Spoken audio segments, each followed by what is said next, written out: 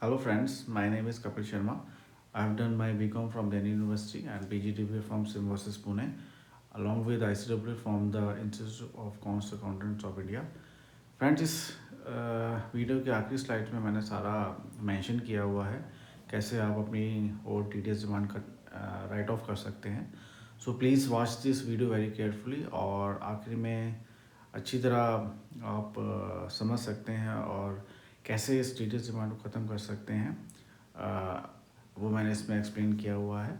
अगर मेरी वीडियो आपको अच्छी लगे then please press like button and subscribe my channel. Thank you.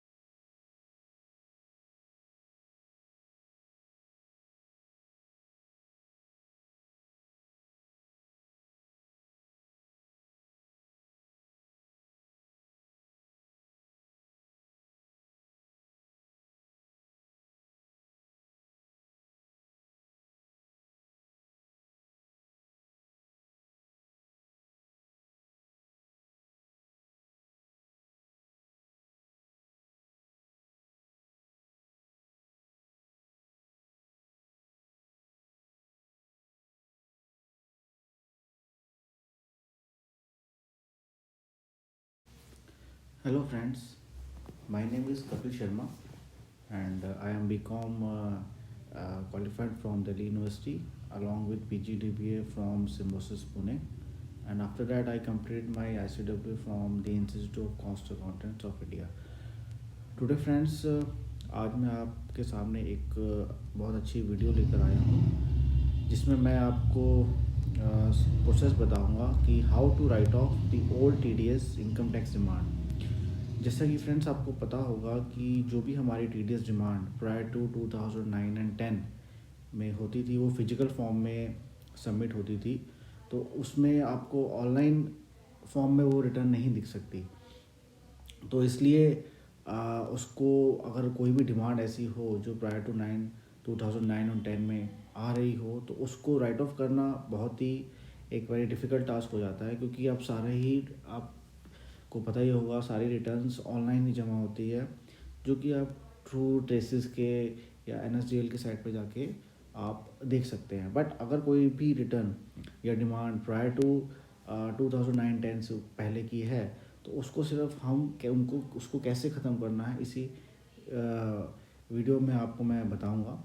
तो चलिए फ्रेंड्स चलते हैं और प्लीज़ इस वीडियो को ध्यान से आप देखिएगा और अगर अच्छी लगे तो प्लीज़ लाइक प्रेस बटन और मेरा चैनल भी आप सब्सक्राइब कर सकते हैं ताकि इन फ्यूचर मैं आपको और भी यूज़फुल वीडियो शेयर कर सकूं। Thank you.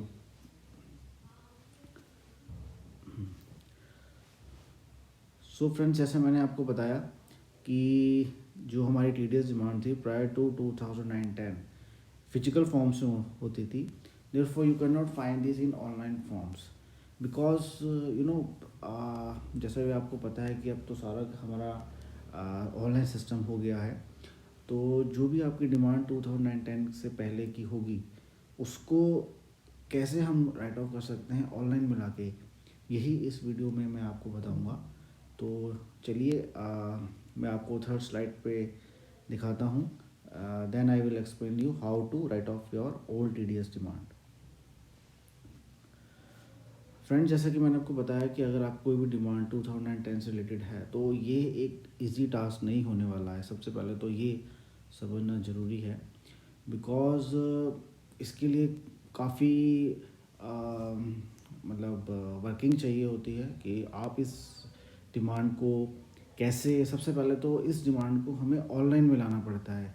There after you can write off the demand because physical demand का आप ऑनलाइन में ट्रेस नहीं कर सकते हैं। इसके लिए आपको अपनी जो फिजिकल आपकी जो रिटर्न थी उसको सबसे पहले ऑनलाइन में कन्वर्ट करना पड़ेगा। अब वो ऑनलाइन में कन्वर्ट कैसे करेंगे वो सबसे बड़ा टास्क है कि हम कैसे उसको ऑनलाइन में कन्वर्ट कर सकते हैं। सो वो मैं आपको आने वाली स्लाइड्स में बताऊंगा। सबसे पहले हम ये जानना चाहते हैं कि हमारी ये जो डिमांड्स हैं इसके रीज़न्स क्या हो सकते हैं। इसके कई सारे रीज़न्स हैं, आइए हम देखते हैं।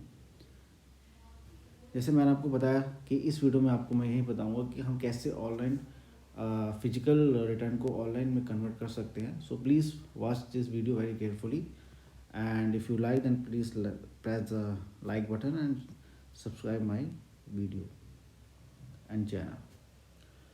So let's start the procedure. Demands can be arisen due to following reason. Friends, demands जो है हमारी टीडीएस की वो बहुत सारे रीज़न से हो सकती है. जो मेजर रीजंस हैं वो मैं आपके आगे आज शेयर करता हूँ, हालांकि आप सबको बहुत पता भी होगा. So let's see. Due to wrong PAN entered, permanent account number होता है फ्रेंड्स पैन नंबर, और not enter any PAN number of the deductee.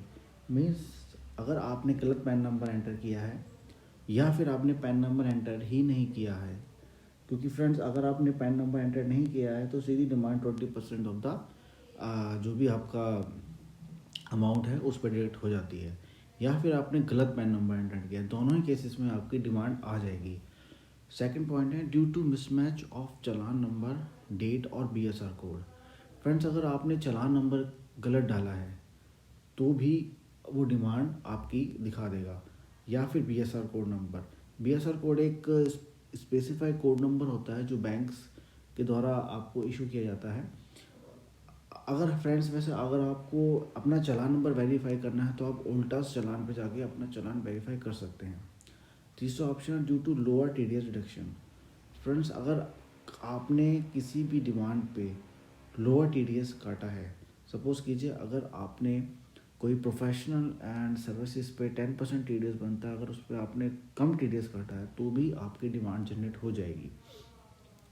Fourth reason है अगर आपने लेट सबमिशन ऑफ रिटर्न करी है, यानी कि अगर आपने 24Q या 26Q after the due date submit करी है देन आपकी डिमांड्स आप जनरेट हो जाएगी. तो let's see on the next side.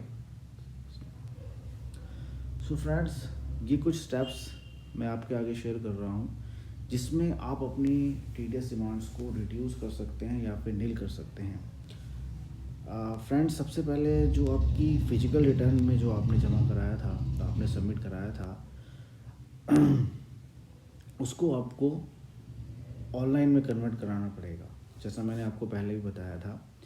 क्योंकि जैसे ही आपकी डिमांड ऑनलाइन में आ जाएगी प्रायर टू 2009-10 देन उसके बाद भी बहुत प्रोसीजर है, वो भी मैं आपको शेयर करूँगा, आपको बताऊँगा वीडियो में कि आप कैसे अपनी डिमांड को उसको कम कर सकते हैं. हालांकि प्रोसीजर तो थोड़ा सा लंबा है but I will try to share in simple form. So friends सबसे पहले आपने जो भी अपनी फिजिकल रिटर्न जिस भी एनएसडीएल सेंटर में सबमिट कराई थी, आपको सारा डेटा आपने आजकल बहुत सारे टीडीएस सॉफ्टवेयर आते हैं उसमें आपको फिल करना पड़ेगा. देन आपको उसी एनएसडीएल के सेंटर पे अप्रोच करना पड़ेगा जहां आपने अपनी फिजिकल रिटर्न जमा कराई थी, सबमिट कराई थी. क्योंकि without cancellation of your old return you can not file the revise return, and जब तक आप अपनी रिवाइज रिटर्न फाइल नहीं करेंगे तब तक वो आपकी ऑनलाइन में नहीं दिख पाएगी, और जब तक ऑनलाइन में नहीं दिख पाएगी तब तक आप अपनी डिमांड जो भी है, जो मैंने आपको रीज़न बताए थे उसके कारण अगर आ रही है देन आप उसको नलीफाई या रिड्यूस टू मैक्सिमम या ज़ीरो कर सकते हैं.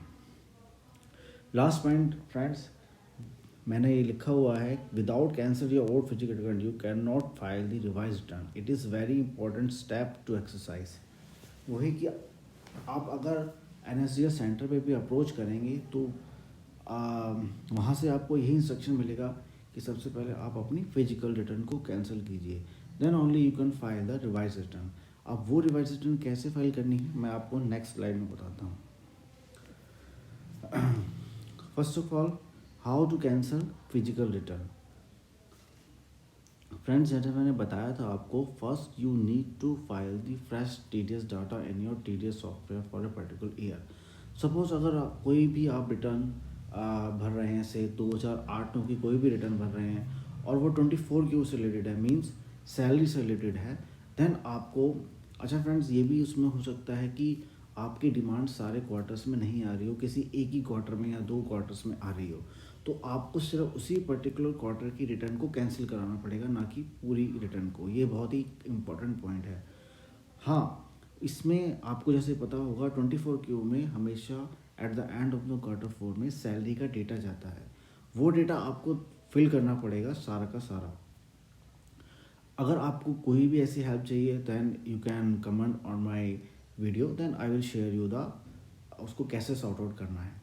सो फ्रेंड्स, मैंने आपको जैसे बताया कि you if you want to cancel your 24 return then you have to fill all data for the respective quarter in which there is demand. Suppose अगर डिमांड सिर्फ 2 ही क्वार्टर्स में है देन आपको सिर्फ 2 ही क्वार्टर्स का डेटा भरना है, सारे क्वार्टर्स का डेटा नहीं भरना है क्योंकि हो सकता है कि सिर्फ 1 या 2 क्वार्टर्स में ही डिमांड हो।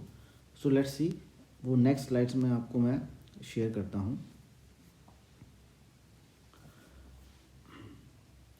सो फ्रेंड्स, क्योंकि मैंने आपको बताया प्रोसेसर काफ़ी लंबा है, लेंथी है और इसमें टाइम कंज्यूमिंग भी है। सो अभी के लिए मैं आपसे सिर्फ यही शेयर कर रहा हूँ कि आपको अपनी सबसे पहले फिजिकल रिटर्न कैंसिल करानी है, क्योंकि जब तक आप फिजिकल रिटर्न कैंसिल नहीं कराएंगे then you can not file your revise return and then you can not find write off your old TDS demand. So friends, next video में मैं शेयर करूँगा कि आपको कैसे अप्रोच करना है NSDS सेंटर में, कैसे आपको रिटर्न कैंसिल करानी है और डेटा कैसे भरना है। देन आफ्टर दैट मैं आपको वो प्रोसीजर बताऊंगा जिसमें आपकी जो डिमांड है, चाहे वो किसी भी रीज़न से है, उसको आप ट्रेसिस पे जाके कैसे राइट ऑफ कर सकते हैं। So friends, keep watching this and if you like this video then please press the like button and subscribe my channel so that I will share the next video. Thanks for watching my video and very good evening. Thank you.